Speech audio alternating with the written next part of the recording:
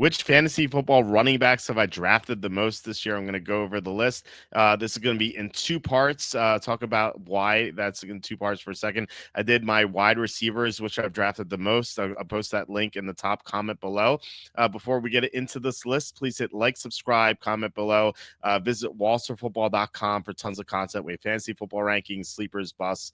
We have NFL picks against the spread, NFL mock drafts. We grade every signing, we grade every trade. It's all free at walserfootball.com.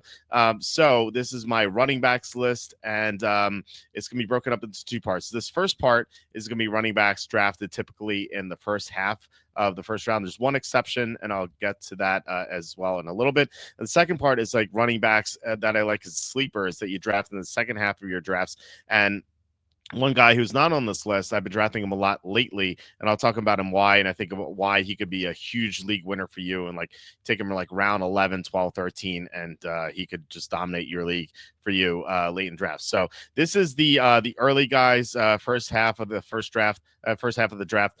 So my number 6 guy is Chase Brown. I love Chase Brown. I just like Bucky Irving a little bit more than him, so I'm taking Irving over Chase Brown when the two are available. And I know that they're both going about the same spot, late round 2. I think they both belong early round 2. I think they're that talented. Chase Brown is going to be highly involved in all sorts of facets in that Bengals offense. When they're ahead, he's going to get all the carries. He's going to run the ball a lot. When they're behind, he's going to catch a ton of passes. And I suspect that they're going to be playing a lot from behind this year, just being in a just having that awful defense. There's going to be a lot of fourth quarter comebacks with this team. And Chase Brown's going to get a lot of dump off passes like he did last year. So there's no Zach Moss anymore. The backup behind him is just a rookie. It's just a great situation for Chase Brown to thrive. The number 5 guy. So I didn't know where to play this guy because he's in between. They have Zach Charbonnet. So he's not quite going early enough to be considered an early round running back, but he's not going as late as some of the other guys I have late here. So again, he's going like round 9-ish. Sometimes he leaks into round 10. I think he could be a winner for you in the second half of the season. Kenneth Walker is already dealing with injuries. He always seems to be banged up anyway. He's injured right now in training camp. And also Kenneth Walker is in his contract year. Seattle is not going to be a good team this year. Sorry, Seahawks fans, it's just not going to happen. So he could be on the trade block in the middle of the season for a team that needs a running back. If that happens, or if he gets injured, which likely happen as well, Charbonnet could just take over at the second half of the year and just run with it. We saw what he was capable of last year when he got the big workload. I think he could be a monster in the second half this year. So I'm trying to get Charbonnet as much as possible in like late round 9, early to mid round 10, because it just seems like he could be a league winner. Isaiah Pacheco is number 4. He's just going too late. He's going like 7th, 8th round sometimes. I think that's just a good value. I'm not like in love with Pacheco, but he's like a solid RB2, a good RB3 even if you can get him as such. But Pacheco is someone who's going to rebound this year. He was awful when he came back last year. He was not 100%. He was dealing with an injury. He just returned too early. I think this year he's going to be fully recovered, or at least there's a good chance he will be. And if so, then he could have a solid year for the Chiefs. Number 3, Bucky Irving, and I think that if you check in with me 2 weeks from now, he might be number 1. He's rising all the time. I think he's going to pass the top 2 guys on this list. Although I am drafting number 2 a lot as well. I love Bucky Irving. Don't be scared of Rachaad White. Last year, Bucky Irving was just a rookie. He's just way too talented for Rachaad White to get too many touches there. Tampa has an explosive offense. Chris Godwin's out. Mike Evans could be hurt. He's 32 with hamstring issues. So Irving could be even more involved than he already was last year. And like I said, I expect Rachaad White to be phased out. Rachaad White even said it's his final year in Tampa. So he's another guy who could be on the trade block. Number 2, Tyron Tracy. There is a report from an ESPN writer, Jordan Renan, who's one of the few good ESPN guys out there. He said that Tyron Tracy is the legit RB1 on that team. Cam Scatabo was never going to be seriously involved in the offense this year. I believe it. I mean, Tracy was so explosive last year. Now, maybe he loses some stuff at the goal line, but I think that he's just going to get most of the workload anyway. And he's going like round 8, round 9. Just feels like so much value for Tracy. And then my RB1 is DeAndre Swift. Now, I get it with Swift. Like, he is injury prone. He's not as talented as, Bucky Irving or Chase Brown, but in Ben Johnson's offense, which, and he's played in before, so he has familiarity already.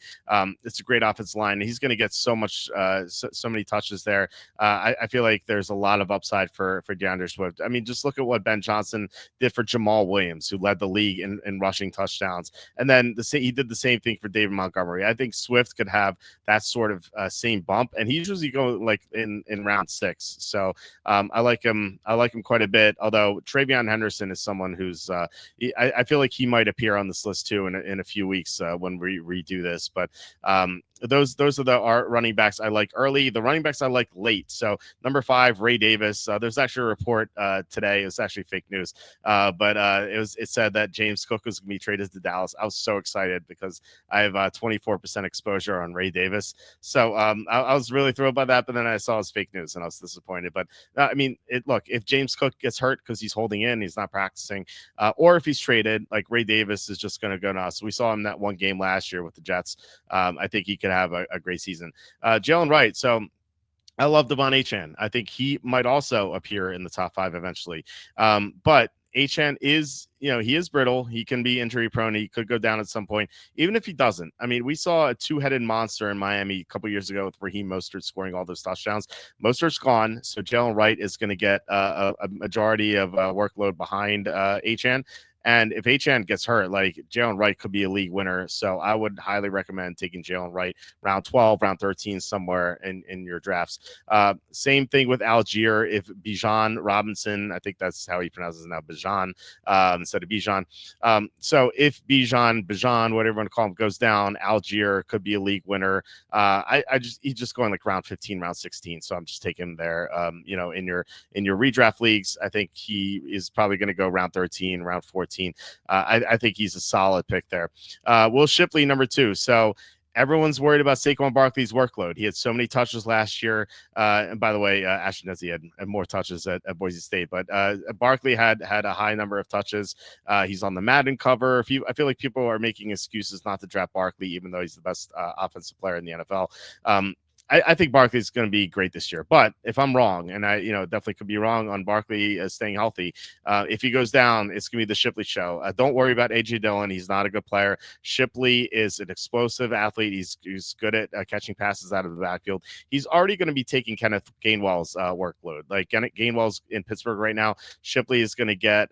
He's going to have the third down work when Barkley's not on the field. He's going to get touches when it's a blowout and Barkley exits the game, like we saw in the NFC Championship against the Redskins. He ran for like a 70-yard touchdown, and if you had him DFS, like congratulations, you probably won a lot of money.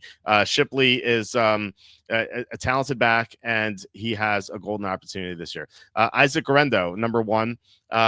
So Christian McCaffrey is such a major injury concern. Now I know Guerendo has a shoulder, but that's only a few weeks. He's probably going to be back week 1, if not week 1, the week 2, week 3. But you're not drafting him for week 1. You're drafting him week 5, week 6, week 7 when Christian McCaffrey goes down, and I suspect he will. McCaffrey is a 29-year-old running back. He has chronic Achilles tendonitis. This is not a good situation. Like, he's going to get hurt at some point. I don't think it's a matter of if he's going to stay healthy. It's a matter of how many games he's going to miss. And I suspect that he might miss 6, 8, 10 games. If that happens and you have Guerendo, congrats, you probably are going to be in the fantasy playoffs and maybe have a bye, and you're going to have a great chance to win your league, especially if Guerendo is getting those starts in the fantasy playoffs. The one guy I talked about before who is not on this list yet, just because there's a new development. So Joe Mixon is hurt. He has these foot problems. He's had them before. He's missed a lot of time when he's had those foot problems. I would not draft Mixon. I would just stay away from him, even if he falls to like round 10. Just I don't think you're going to get anything out of him. There's Nick Chubb, who has shown no explosiveness. Then you have Woody Marks. And this situation reminds me of 2017 when the Saints had Alvin Kamara, but they also had Adrian Peterson and Mark Ingram. And so no one was drafting Kamara. What happened was Peterson was traded, and then you had Kamara split the workload with Mark Ingram. Here you have Chubb kind of resembles Peterson, used a formerly great running back at the end of his career. Probably not going to be on the team. I suspect Chubb might not make the roster. Mixon is like Mark Ingram, except it's an injured version of him. So you have Woody Marks, who is a high, he was a highly involved in the receiving game in college, caught a ton of passes. He was on Charlie Campbell's sleeper list heading into the 2025 NFL draft. So I mean, I trust Charlie more than anyone concerning the draft. If Charlie's telling us, and Charlie's speaking to sources about this, like higher ups, if Charlie's telling us to draft the guy, I'm going to draft the guy if he's, especially if he's in a great situation like Marks. Now there might. Unfortunately, the Texans might trade for someone. That's like the only foil here. But I am drafting Woody Marks in round 14 or 15 almost every time now. He's not yet here because I haven't drafted him enough because, again, this is a new situation. But again, when I do this video again 2 or 3 weeks from now at the end of the fantasy season, I suspect Woody Marks is going to be in the top 5 of the running backs drafted late. So those are the running backs I'm drafting. I'm going to do a video on running backs I'm not drafting at all tomorrow. So check that out. And once again, check out the receiver version of this, which I'm posting as the top comment. Please hit like, subscribe, and share this video. Would mean a lot. We just crossed 5,000 subs for fairly new channel. I'm pretty proud of that. So thank you so much, guys, for contributing here. But I will talk to you in the next